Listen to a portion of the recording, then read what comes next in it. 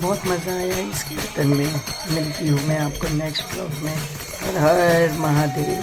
बम बम बोल।